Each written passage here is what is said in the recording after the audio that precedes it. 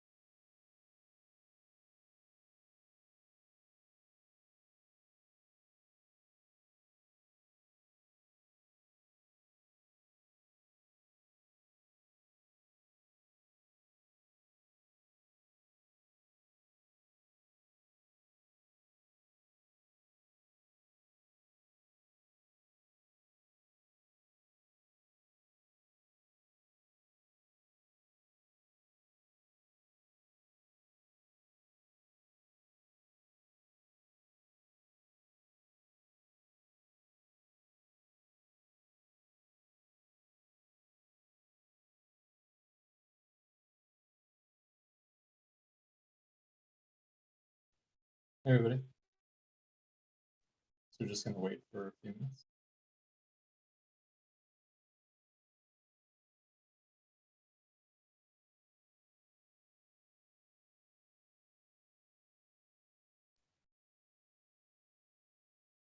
Can you hear me okay? Hello?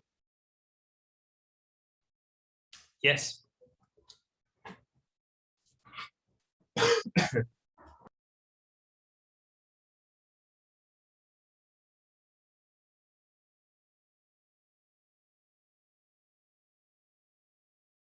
Can you hear me okay, Alan?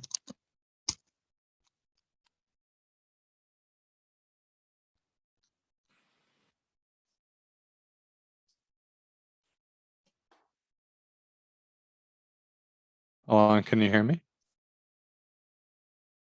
Yes, yes. Yep. Nice. Okay. Yeah, I was just switching my audio here. How's it going? Yeah, it sounds pretty. How are you doing? Uh, I think well about yesterday. It was it's challenging, but isn't hard as we think. We still have, I think in group we have some questions, but it's like coming to a new stuff. It's like always coming to a new learning. You Yeah, have of course. Yeah. to review one again and again to be clear that you are understanding what is happening. And even when you think, you have to prove that what you think is what is happening over the code. So I think we are in the process, but Personally, I'm working on it. I don't know if our other people, but I think it should be good. Cool. Were you able to make sense of some of the contracts? Yes, mostly of it. In the small details, I still have some questions, but Sure. in the big context, I know one of the methods are calling the contrast, which are interacting with the I think it's API of the contract, what parts are interacting, and Yeah. what is calling inside the contract. That part, I think I understand where is Nice. happening everything. Great. Yeah, cool. Yeah, I mean, we can dig in today as deep as we want. You know, I can also share my screen and we can build something together. We can review some contracts together. You know, like whatever it is that the group wants to do, basically. We're just going to start by setting an agenda for the call and then just spend some time talking through things. So it's 9:05. Why don't we get started? I'm not sure how many people are going to make it, but I can just start by sharing the screen here. And well, I have a question, but it's between the difference of the assembly script and Rust, because I have I don't remember, but I have the feeling that in some slide I saw that assembly script is not ready yet or something like that. But I don't know why it's better to choose one against the other, or I mean, I know that if you know one better than the other, then it's better to go to the one that you know. But I guess that's not the technical answer, let's say.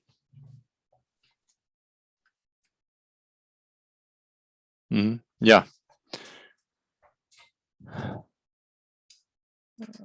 Yeah, we can dig pretty deep into that question if you like. Spend a few minutes talking about it, no problem. Can you see my screen okay? Is that maybe it's better like that? Yeah, I see it. Perfect. Okay.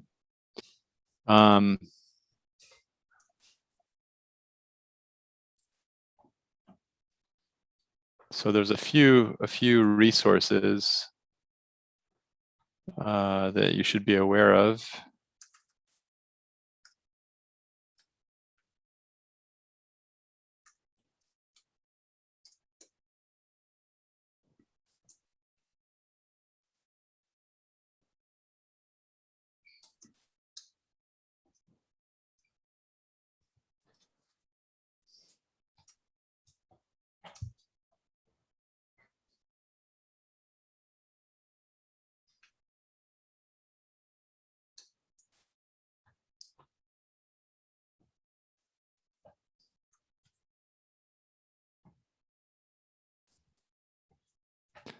All right. Any other questions? Any other comments? Anything else we want to dig into for this conversation? We have another question. There's also some mates with whom I will working. It's about the demo day. I saw some of the examples that we have that you have in the GitHub repository that you share with us. I saw those examples, but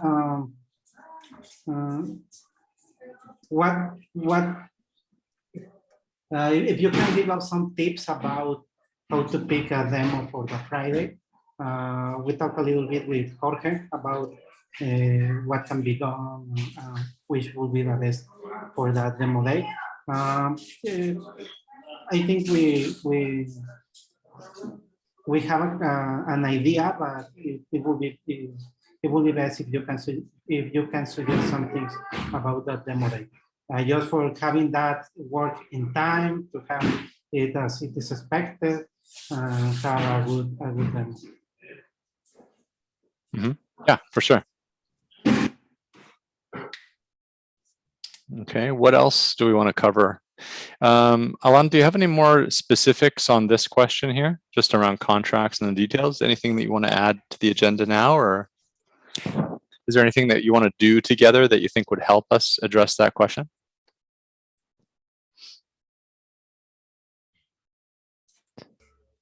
Let me take a look at it. Yeah, no problem.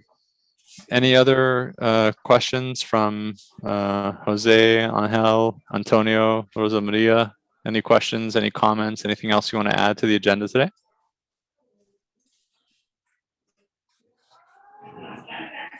I am okay. Well, maybe I have another question, which is like, I don't know. I mean, when I just know a bit of Solidity, and when you are thinking about developing a smart contract, you have to think about the interfaces and then all this stuff. But at least I didn't see, or I don't know how are these interfaces like, or you know that you have to include all this interface stuff like this wrapper and all the stuff. And here in the assembly script and in the Rust codes, I don't remember. Maybe it is, but you know, but I don't remember that feeling of it, including the interface and all this stuff. Yeah, it's a different development experience for sure. We would need to talk a little bit more detail about what you mean around the interfaces, but I think maybe what you're talking about is like the proxy pattern in Solidity where you can call one contract from another or something like this. Exactly. It's the proxy pattern. And also, I mean, I saw in some codes, but there are in these examples that you are using some kind of a storage pattern, but it's not that the same pattern. But you know, I mean, like, because I'm new in that part of the code, so I didn't dig it that to understand it properly. But it looks like there are some patterns that, or it looks like they are, right? Or because I saw that you include some, you know, like some storage for some. I mean, it's in the SDK, but you know, I'm just digging in there, so I'm new in that part. So you know, it comes super new, and I didn't thought to think about that yet. Just saw it and just curious. Yeah. Okay. So maybe contract patterns. Exactly. Yeah. Maybe that would be the compare with Ethereum.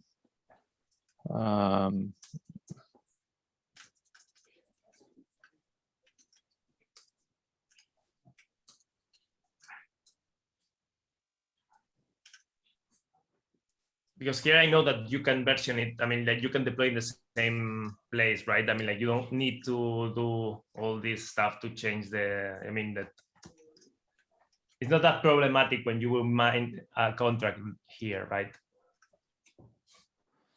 Yeah, I mean, we can dig into this a little bit and see kind of it's a bigger topic. It's an interesting question for sure. I can share with you what I have, and we can see kind of if the story is interesting for you.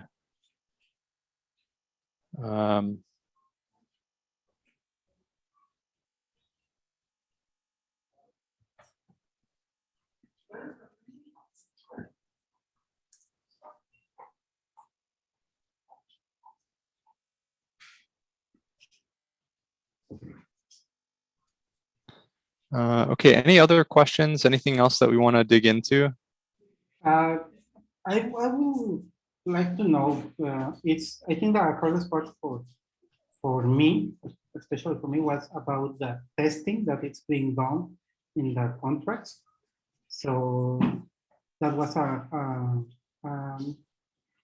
little bit confusing for me, the part about testing. So if we can review it, I think that there is a date where if it is tomorrow or the next day that we talk about testing, but if we can take a look, it will be nice for me. Okay, yeah, no problem.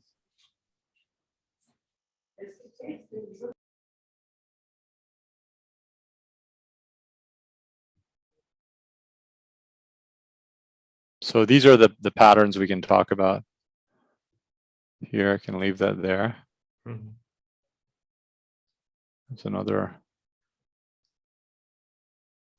item. Okay, so, and then for testing,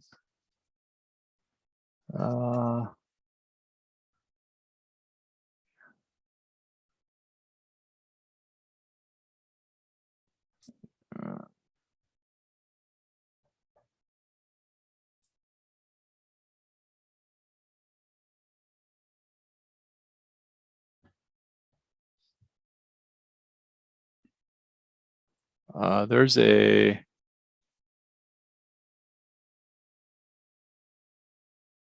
NEAR Hispano playlist, by the way.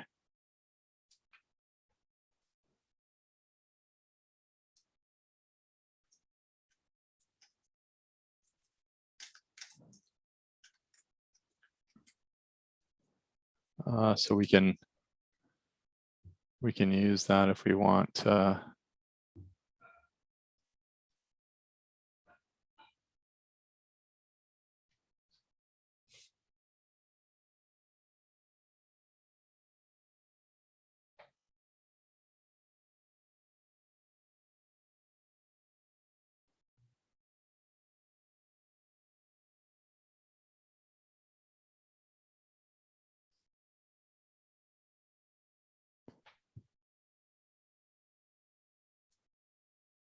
Oh, what is that?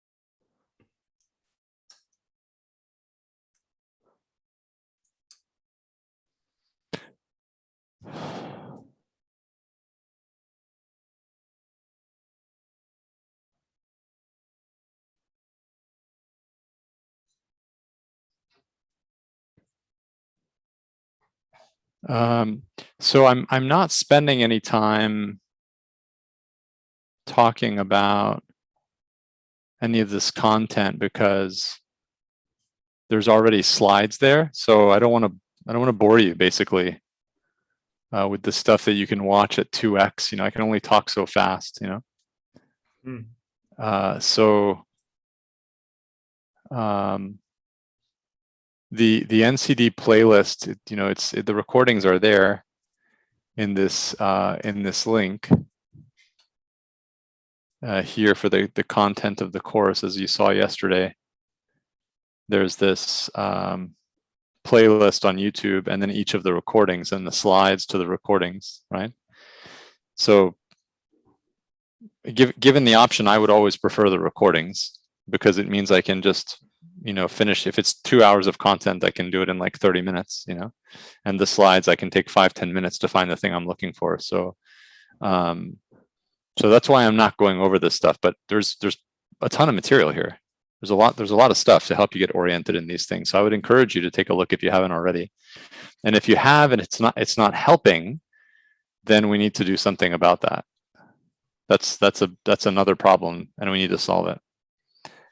So that's, you know, for testing. I haven't talked about contract patterns before. Demo day I can discuss, but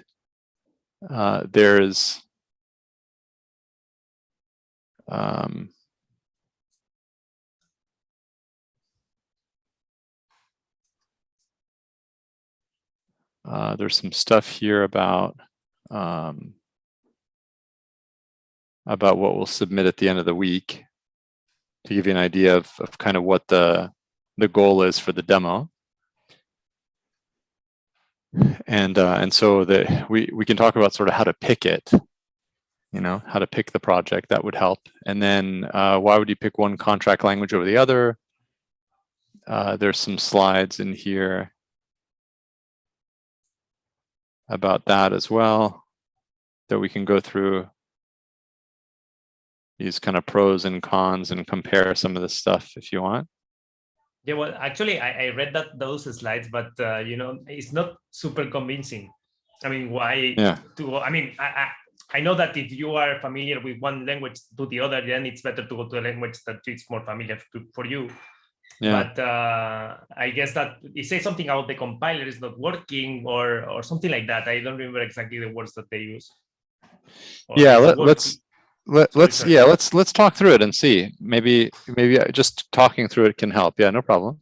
And then Alan, you had some questions about contracts and the details behind them. Is that covered already, or is that something that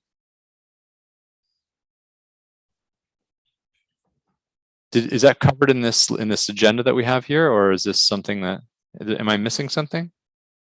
No, I think it's fine for me. No, for Alan though, he asked us some questions about contracts and the details behind them. He said in the beginning. Yeah, but these were more about the testing part. So as you show, when there is some documentation about testing. Okay, so it's not it's not a separate agenda item or anything like that, right? Okay, all right. Okay, so let's dig in. I think in the order, I think we can do this first, and this second, and this third, and then this fourth. That's the order I'll do it in, if that's okay with everybody. Any concerns with this order? Perfect. Okay. So about demo day and picking a project, I think my recommendation is that you forget about building something impressive with like technology that you already know. Think of it like an exercise. So if you know React or Vue or Angular or Svelte or some other front-end framework or whatever, just ignore that. Don't include any of that kind of stuff. If you know like Node or Django or Rails or some other kind of back-end MVC framework, forget about that. Like don't think about that other stuff to make the application more impressive. Just focus on building a contract and the unit tests and the simulation tests. And then if you want to design an interface, paper and pencil or balsamic or something, maybe you can spend a couple of hours doing that to help us understand how it works. And then you should practice like testing the contract and doing a demo from the command line or something like that before Friday. That's what I would focus on. I strongly recommend that you resist the temptation to try and build a full stack application in 1 week. Some of you are going to do it anyway, which is, I can't stop you, but in the end, you're taking away from the chance to learn more about the contract side, which is the new stuff. It's a very natural reaction to kind of leave the stuff that we don't know so well and focus on the stuff we know well so that we can feel strong and confident in what we're doing. But if you can hold that feeling aside for the week and just stay a little bit confused together, that's the best way to spend your time, I think. And so the demo should be something that uses the basic ideas of blockchain. What are those? Identity. So you have this new idea where just because you have a private key that matches a public key, you can basically assume that a person is who they say they are, because it's impossible to fake that private key. So what is that? What can you do with that?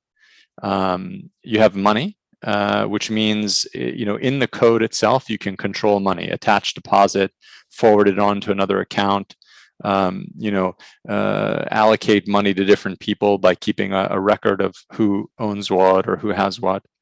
Ownership, which is just, matching up ID with some resource, money or NFTs or something like that. These are the basic ideas that you can play with, the basic building blocks, right?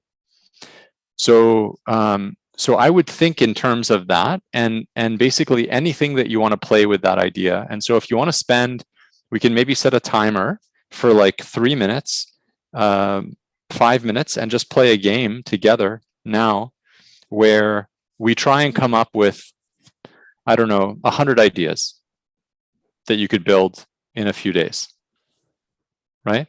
Maybe like variations on a theme. We could take like 1 minute per theme and just talk out loud.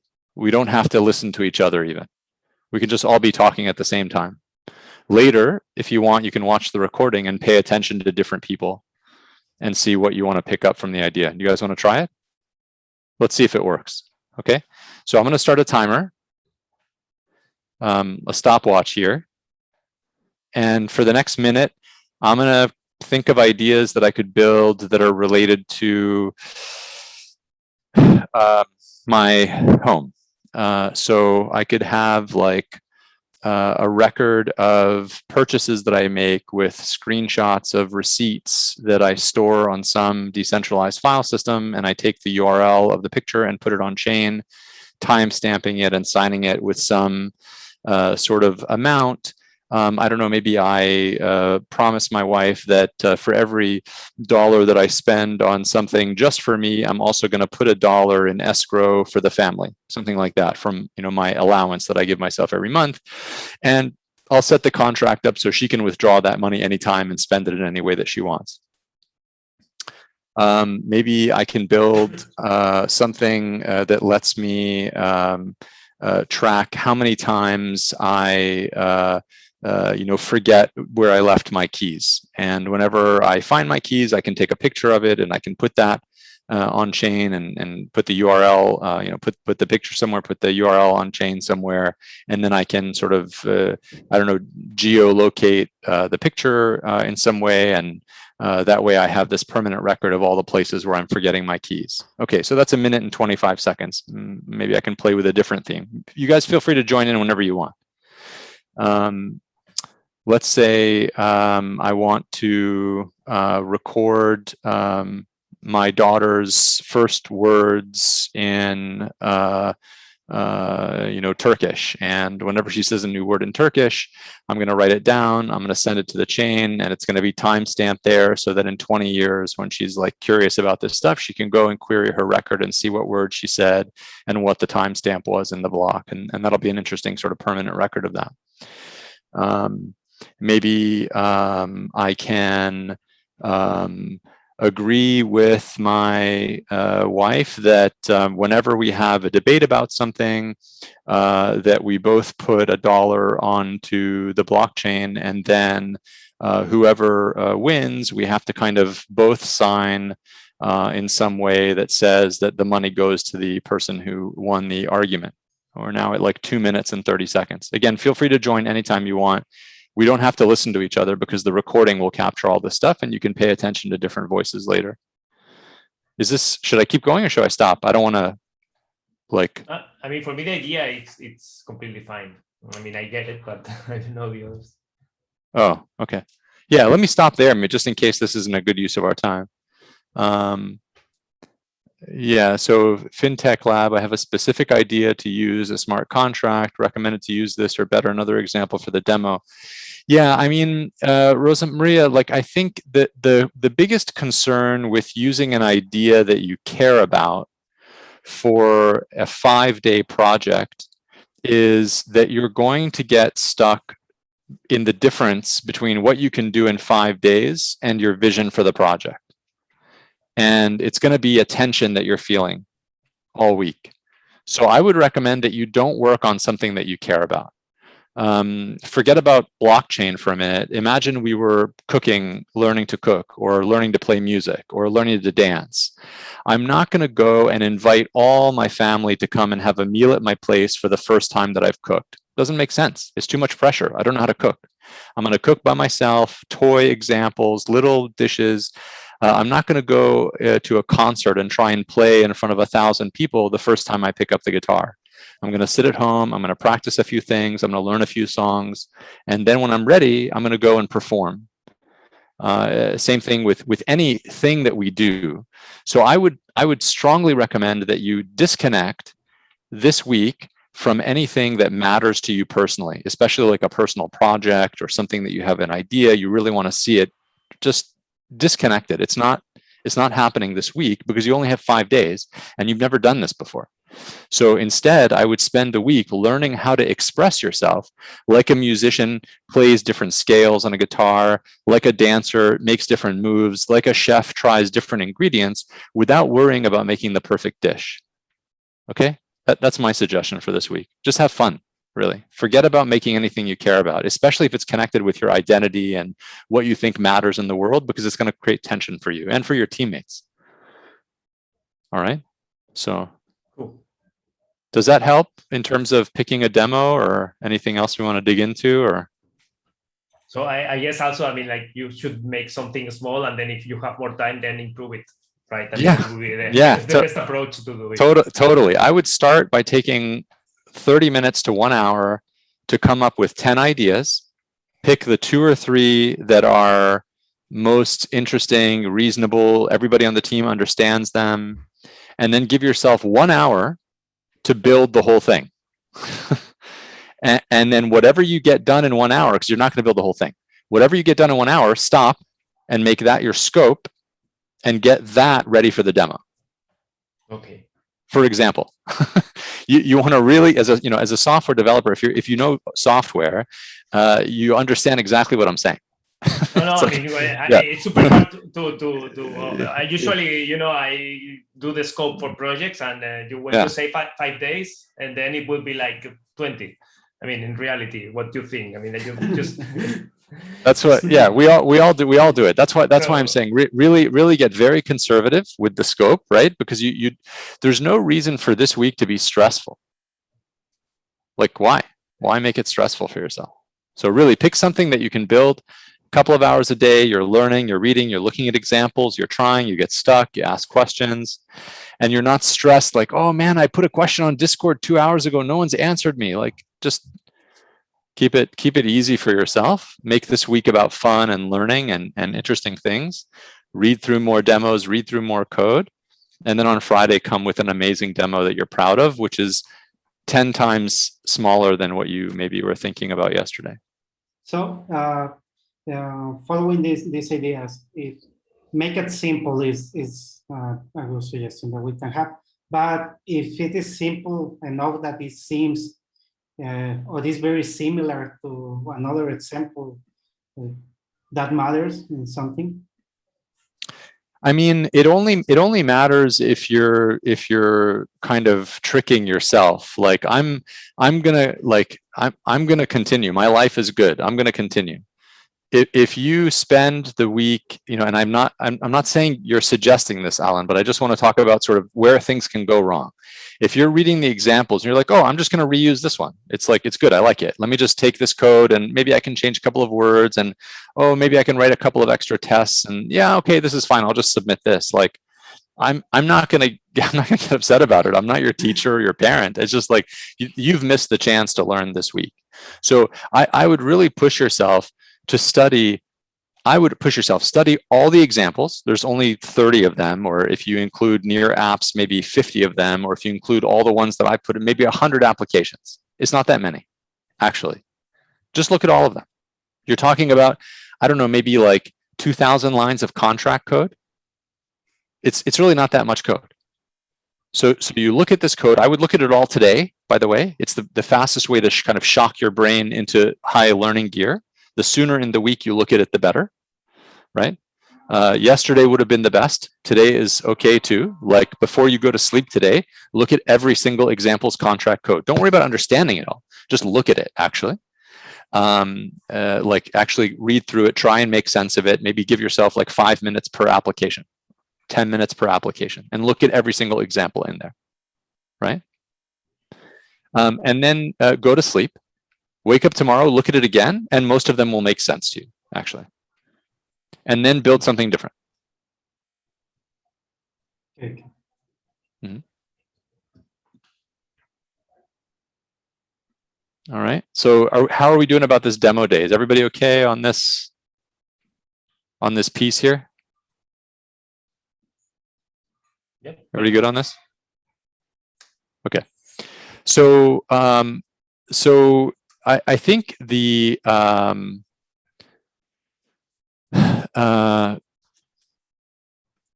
next question of why do we choose one contract language over another is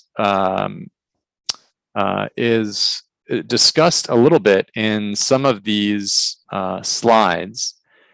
So let me just cover that quickly, and then we can dig in a little bit more. So we have assembly script in Rust. it's important to recognize the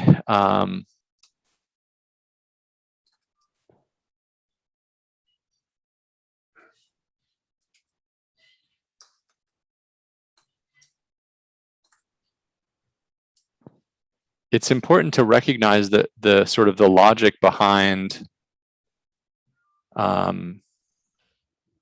you know, this sort of Web 2 to Web 3 story in general, right? Like the topology is still kind of client server, right? You've got JS front ends, mobile front ends, all the same front ends, and then the back end tech. You're basically now, the contract is your back end tech, part of your back end, not all of it probably, because storage is expensive. On NEAR, it's like, you know, $10 per megabyte storage, which is ridiculous if you compare that to like S3 or something on Amazon. Security, username and password or OAuth instead. In blockchain, you've got asymmetric keys and you've got these servers, and in servers, you've got basically consensus and then some performance pieces there.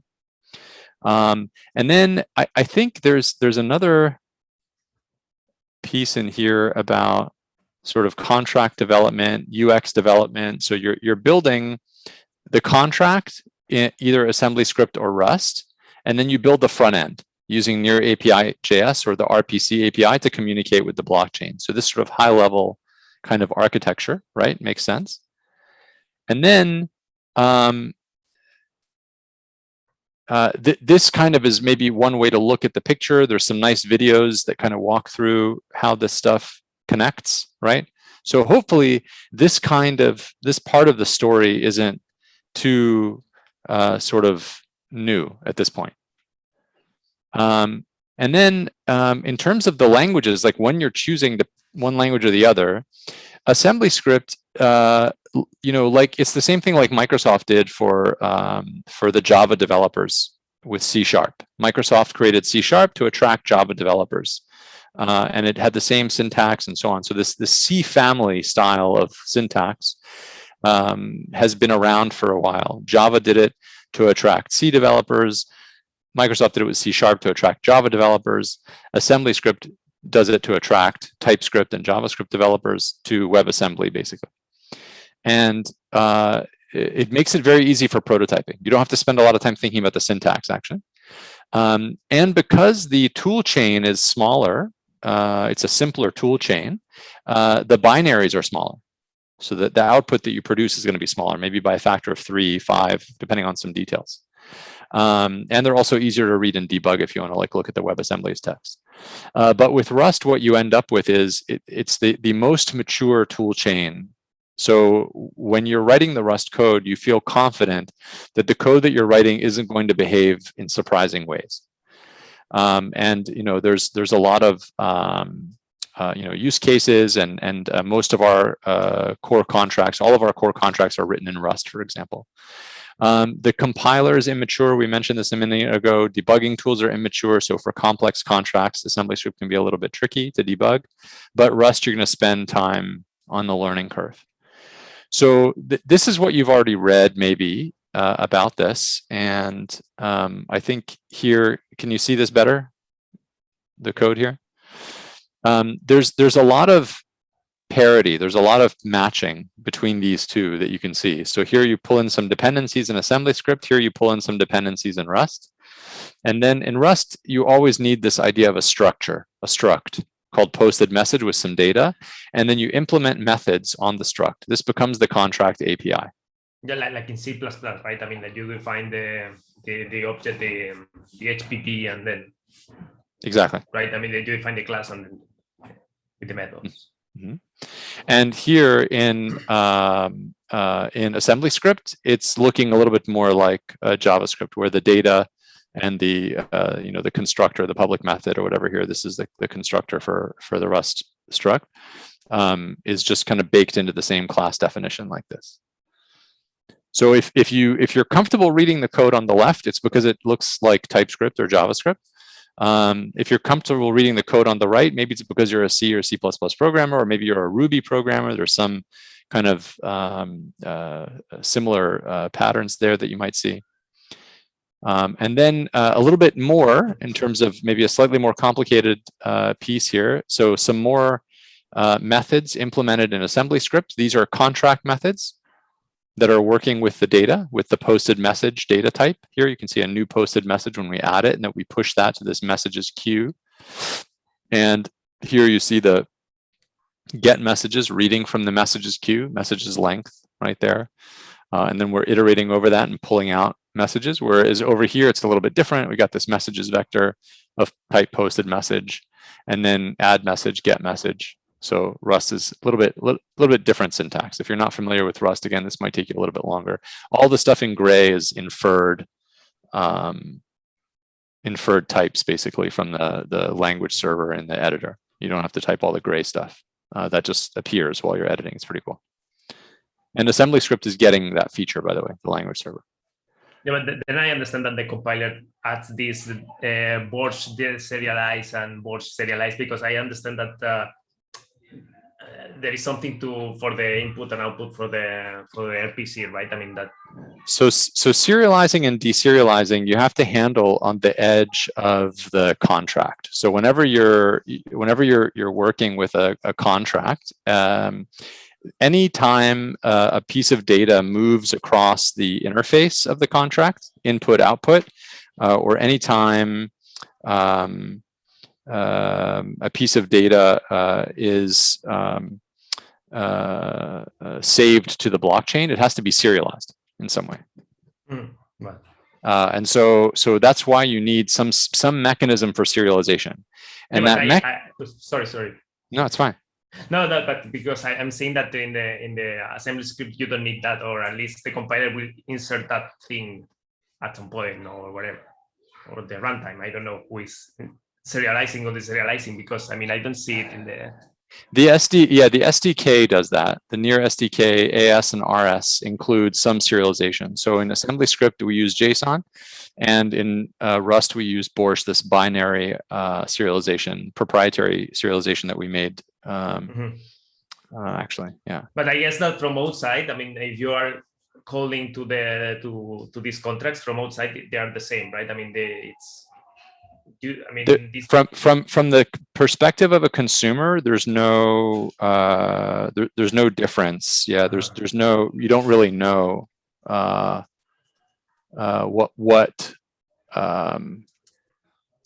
you know what the contract is. Makes no difference.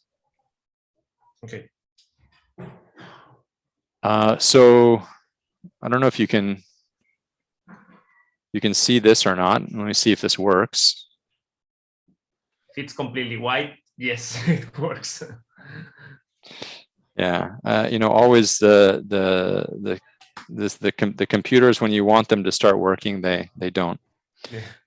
So let's see here. Yeah, cool. So you have your contract like this with some interface like this, and then let's say you have and the contract is running kind of inside this, you know, virtual machine like this, right? You're calling it from the outside. So this is the RPC API. And this is in turn wrapped by NEAR API JS.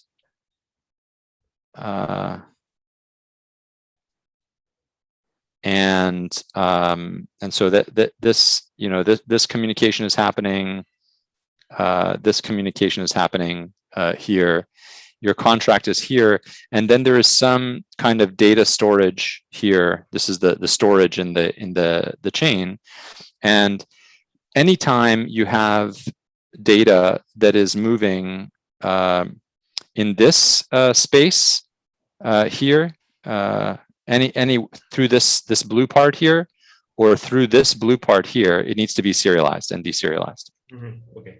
So anytime you cross these two boundaries, basically, you need the serialization and deserialization. So if you're coming this way, you're serializing, and if you're coming this other way, you're deserializing. The serializing is because the gas prices? It affects the gas prices that you have in the contract? So gas prices are actually being charged. Gas is being calculated everywhere. Gas is being calculated for the method call, for a bunch of steps that the contract does, for every read and write. Anytime you reach out into the virtual machine, because you can do that. You can go and get like, what's the account name? What's the balance? What's the timestamp? You can reach out to the virtual machine where the contract is running and ask these questions. And actually, we can take a look at the RPC API.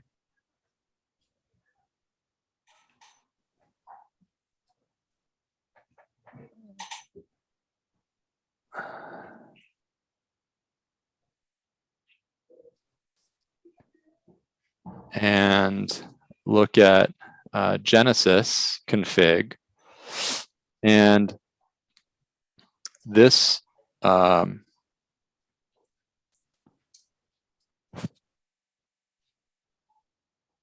this Genesis config gives us, can you see this okay? Maybe that's better if I do that, right? Yeah. This Genesis config gives us all the configuration, including the gas costs of every single thing. Like here, look at all these details. So sender is receiver and sender is not receiver, because on NEAR, there is this this concept of in a sharded system, you assume that every, let me actually draw these shards slightly differently, like this. And then what happens is the block, the block is kind of like this. This is, block 1, block 2, like that. Oh, geez, sorry about that. Oops, excuse me. I was drawing here, but it wasn't there. So I was just drawing these shards here. These is like, shard 1, shard 2, and then the blocks are these pieces here. Blocks 1, block 2, and time moves this way. So when you have something that's happening on the account that's, say, assumed to live on shard 1, if it calls out to another account, sender is not receiver, then that's going to move across shards. But if sender is receiver, then it's just going to call back in the same shard like that. So that's why you have this difference in price in every single thing. For sender is not receiver versus sender is receiver. That's what the SIR is. Sender is receiver. So there's a different price for all this stuff. Sure, the numbers are the same. Right now, mainnet is a single sharded system. But the opportunity is there at the protocol level to make it multi-sharded. So you can see all these costs, Alan, maybe that answers your question. There's lots and lots and lots of different costs in here. And these are the costs. This list here is the purple costs of calling out on the left-hand side here. These things here that we drew earlier. That's the list that you see on the right-hand side, is reaching out to memory, reaching out to storage. So the gas is everywhere that you're paying for gas. These are costs in gas. If I remember correctly, these are all costs measured in units of gas, and then you pay for it on an exchange rate at the rate of the price of gas, which can fluctuate up or down depending on how busy the block is. If the block is more than half busy, half full. The gas price. You pay your NEARs in the gas price, and after how many units of gas are you paying? Mm-hmm. It's more or less something like that. Mm-hmm. Okay, so maybe we're kind of sort of deep in the the rabbit hole now, but we were talking about assembly script versus Rust, and we kind of went off into a couple of different ideas. In the end, from the outside, when you deploy the contract, nobody knows. The only thing that you might notice is that one contract is bigger than the other. Rust will, for the same functionality, Rust will typically be a bigger contract. But there's some details there that will be case dependent we could talk about. And with Rust, you're going to get a more reliable language, more reliable environment, better debugging features, more mature testing framework. And so the unit tests, for example, and so you would want to trust Rust for the high value contracts. That's the statement that we make. But for assembly script, you can write much more quickly, and you can mix them, by the way, in the same application, obviously. So each contract is going to be one language, but you can have multiple contracts collaborating. So, for example, you could have an NFT contract or some sort of escrow contract that's written in Rust, but then the rest of your contracts, let's say, are written in assembly script that are coordinating, other parts of the application. No problem there. But I guess that you will improve the assembly script, right? I mean, that you will introduce some debugging tools, or you will improve that part in the future. I mean. Yeah, it's not just us, by the way. There's a whole world that's working on assembly script right now. So yeah, for sure. I mean, it's the language is improving. Yeah, there's a whole world. We are one of several organizations that is funding the development and is taking assembly script seriously. But there's a lot of other.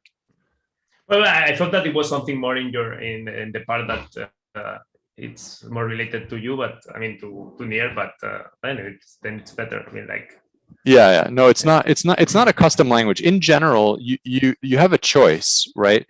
Of what, and again, this is above my pay grade. I can't claim to understand what I'm saying at this point. I'm just parroting what other people have told me.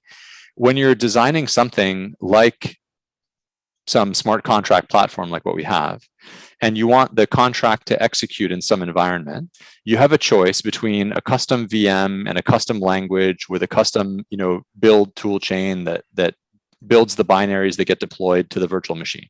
That you can make all that custom. That's what Ethereum does with the EVM and Solidity.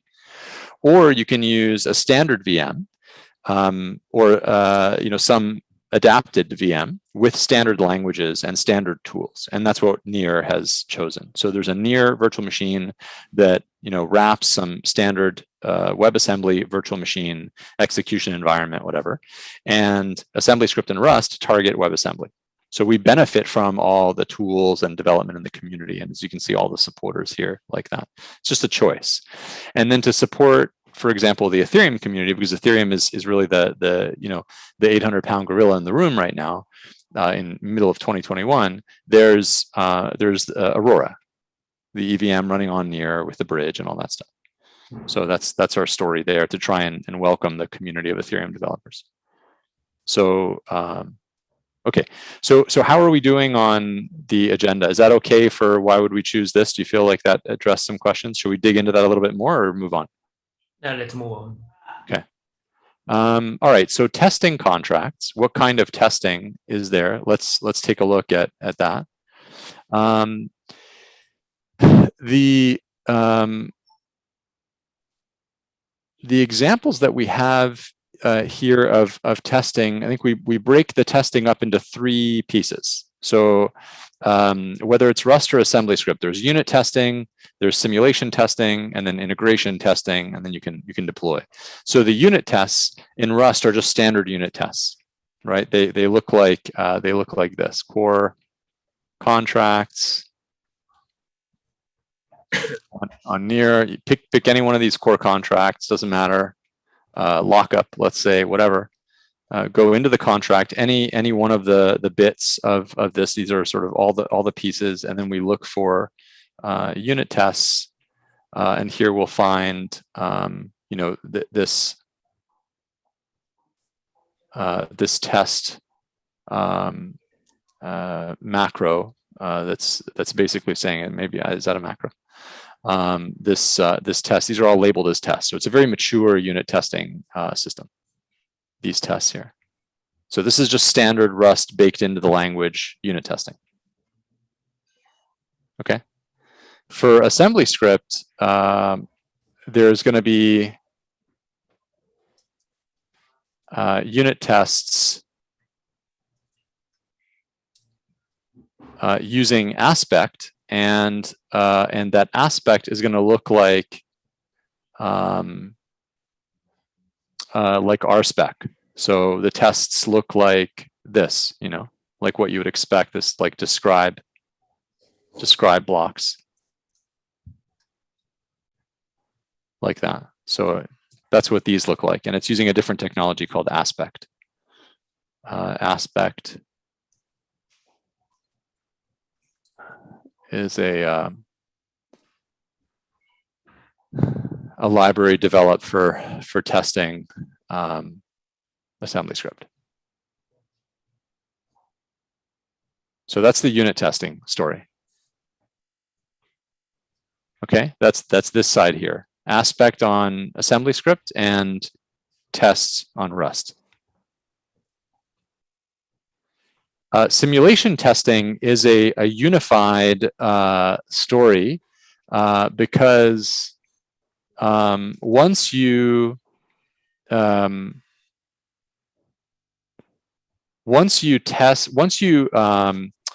compile the contract into WebAssembly, then you're basically dealing with the same thing. And so the simulation tests are the same. You're writing them in Rust, and there's some development happening now on having a simulation tester, I think in TypeScript. But you write them in Rust, and then this simulates different things that happen in the contract. So unit tests make sense if you're just exercising the methods of a contract. But if you want to exercise, for example, a scenario where one contract calls another one, you have to use simulation tests. Any cross-contract calls, you can only test with simulation testing. So there is where you can simulate, like you don't have money to pay the gas or this kind of you can simulate changes in gas price. You can simulate busy blocks. You can simulate anything about the environment that you want to control. You can simulate there. But you cannot simulate them in the unit test, or no. Okay. No, not with the same precision. There are some things you can simulate, like someone doesn't have enough money in their account or whatever, I think, but it's limited in terms of what you can actually do. But the simulation test is literally running the virtual machine off chain. Okay. Right. So it's the same environment that the contract would be running on the blockchain, but it's off chain. So that's this, and I can just include this as a link here.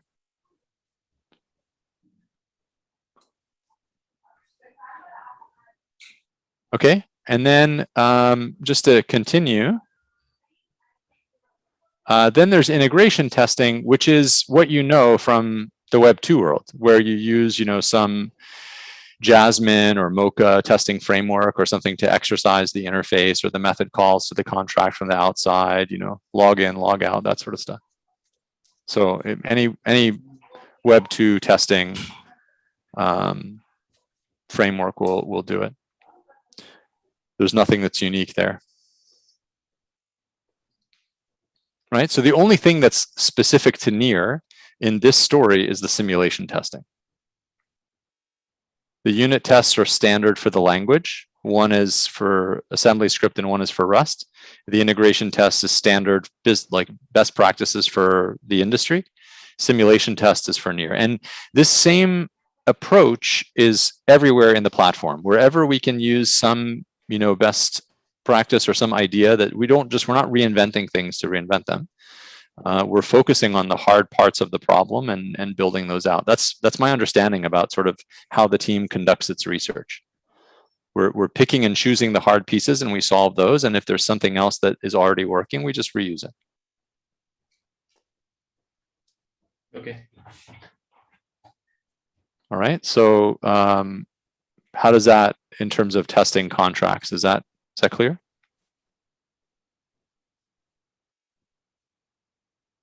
Sure. Right. Yeah, we can come back to it. It's not like it's the last time we can talk about this. You can ask the same questions tomorrow. I'm happy to repeat. No big deal. Right.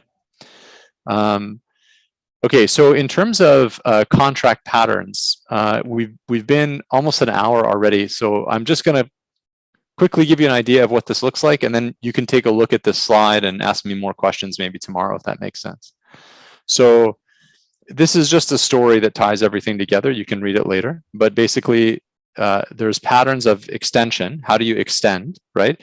So Polkadot, for example, allows you to extend consensus with a parachain. You can have your own consensus model.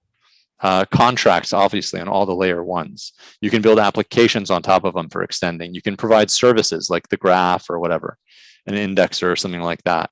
And then, usability kind of enhancements like NEAR Wallet and some of the stuff out of Argentina. There's a few different ways that people are extending these things. NEAR has these two surfaces of extension. You recognize this slide from before, maybe, contract and app UX. And that's the extension pattern. In terms of primitives, NEAR supports at a very basic level 3 primitives. So identity, money, and code are the 3 buckets. These are actions that you can do. Identity is, create account, delete account, add key, delete key, identity related stuff. Money primitives, transfer and stake. And then deploy, and the code is deploy, contract, and function call. So these are the 3 sort of areas of basic level stuff that basic operations like add, multiply, subtract, divide, that basic operations of NEAR. These 8 actions, you combine them into a transaction, you sign it, you send it to the network, and the network processes it. If you have a full access key on the network, you can do all 8. And if you have only a function call access key, you can only do this function call. Nothing else. That's the difference between those 2 keys. Full access key lets you do any of these actions on an account, and function call access key lets you only call a function on an account. So if you've heard of access keys and these 2 access keys, that's the difference. So that's like, basic kind of primitive operations. Okay. Patterns of code. So you can talk about constraint, enforcing some rules. Creation. How do you make a thing? Communication. How do you communicate between contracts? And then storage. How do you store data?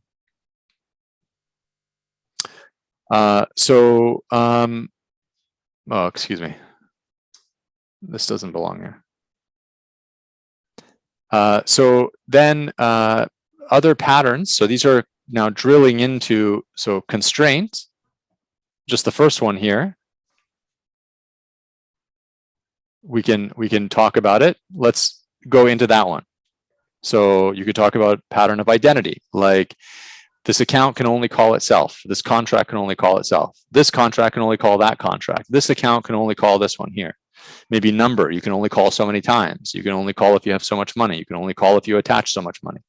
Time, uniqueness, membership, proof, state, stake, commit, reveal. One question, is thread safe? I mean, that when you are calling a function, somebody can call the function and you can have 2 threads in the same function, or is? No, it's a single threaded a global computer, single thread per shard. Okay. And each account is assumed to live on 1 shard, is the architecture of it. So today it's single threaded because there's only 1 shard, but as many shards as we have, that's how many threads we have. And then the protocol can distribute those. And so a contract lives on an account. And so you'll never have multiple people calling the same method at the same time. That ordering of transactions is strictly controlled. The Namicon is the specification document for this, and I think it's here. Transaction ordering, yeah. This explains here transactions are ordered, how they're ordered with keys, nonces, and so on. There's a validation that happens and some iterator in the pool, and it's all sort of explained here with a scenario. Here's how it would be handled and so on. So the Namicon has all these details. Anyway, yeah. Yeah, hopefully I'm answering your question without spending too much time on the answer so that you know where to go and catch the fish later. That's what I'm trying to do. Yeah. Okay, but I'm not actually like getting into the details in the end, right? No, but I mean, it was just a question just to know, I mean, the model. Yeah. I mean, if you have to do mutual exclusion or something like that, like. Yeah. So in the end, it's basically some deterministic order based on keys and nonces and so on. And so every transaction happens one after the other in some deterministic order. Okay. And so here's an example in Ethereum, in Solidity on the left, of identity constraint, and in Rust on the right, in constraining based on some predecessor account. So inside of a contract, there's three accounts: the contract account, which is the account that the contract is running on right now when you're inside of a method; the sender or signer account, which is the originator of the transaction; and the predecessor, which is just the account that came before. So if I call a contract directly, then the signer, sender, and the predecessor are the same account. But if I call contract A, which calls contract B, then I'm the signer, sender, and contract A is the predecessor of B. So can you have all the orders? I mean, like if contract B calls contract C, then you can have the queue of the contracts? No, you can only get the predecessor, the one step before. And if you want to carry along this data, you have to pass it with the call as a parameter. Okay. Yeah, which is fine. You could do that. You could build up a list along the way of the calls that are being made. Okay. All right. Yeah. Okay. So patterns of creation. So factory, builder, access control, account maker. So again, just some words here. Without reading all of the text, you know where to find the slides. I'll share it with you, and then the link, and then you can come in and take a look at this. But factory is like one contract creating another. Maybe a builder is a contract which builds up a set of actions to be conducted later, right?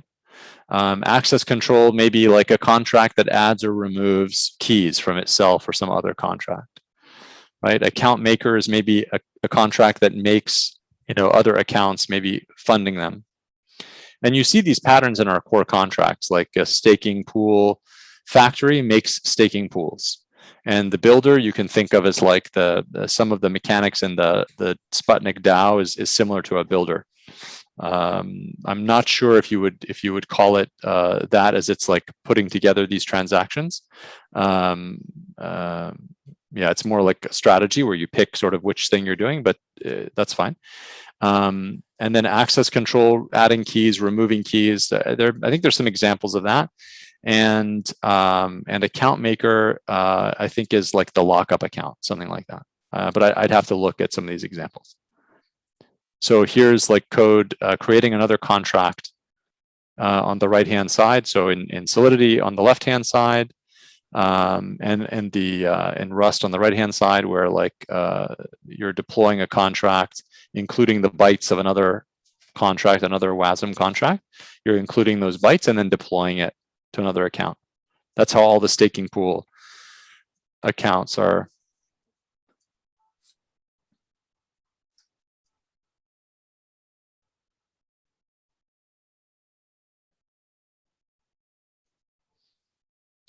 You see all of these are like the same name.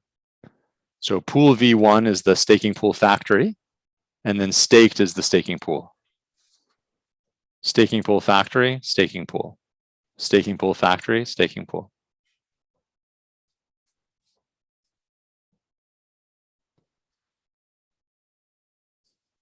Patterns of communication. So maybe like oracles, you've heard of this for getting data off chain. Proxy, so you get some call, you put it somewhere else. Maybe an agent, like the contract acts on your behalf somehow in a marketplace. Strategy, maybe centralized logic, and you distribute accounts. So like Sputnik could be doing something like this as a DAO, like where you get it to do different things for you. And here's like communication by proxy in a multi-sig example where there's some action. Depending on the action, you transfer or create an account, deploy an account, whatever it is. And this is proxy set up here in Solidity.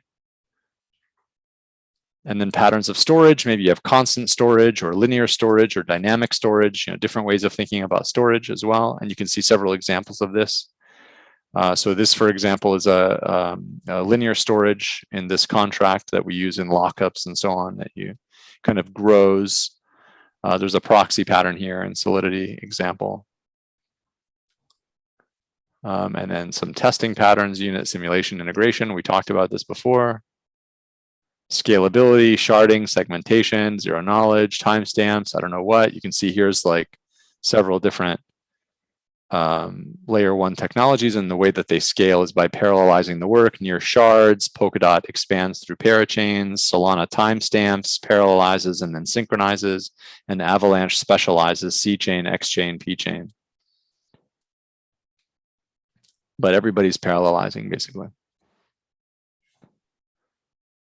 Okay, so this here is, I think this is the link. Let me just confirm that this is working.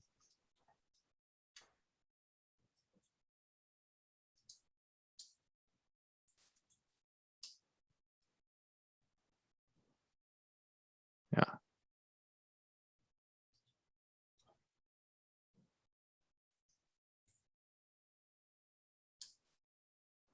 So this is NEAR for web devs. This is NEAR for Ethereum devs. And this is patterns of Web3. And this is NEAR certified developer. All right. So we're at an hour and 10 minutes.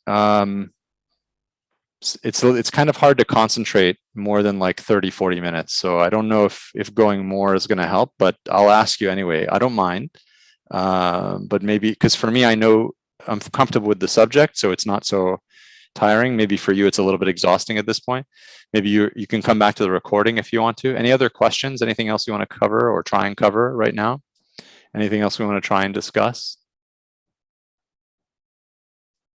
I think that for me, it's enough for today. Mm-hmm. Okay.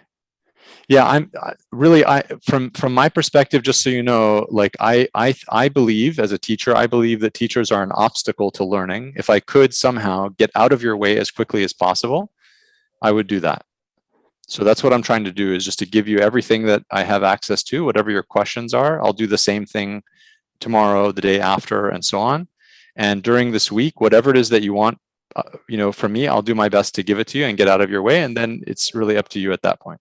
So don't hesitate to keep asking, and again and again and again, different questions and so on. And this is the best time because you see we can bring all the resources together here in this.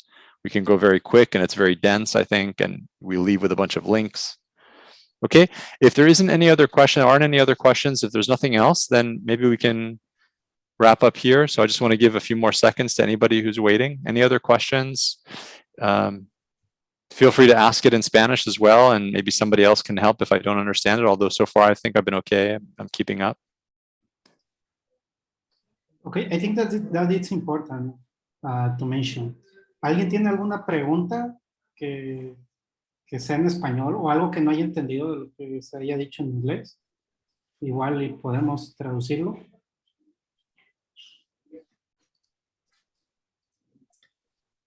No, de mi parte no creo, Alan.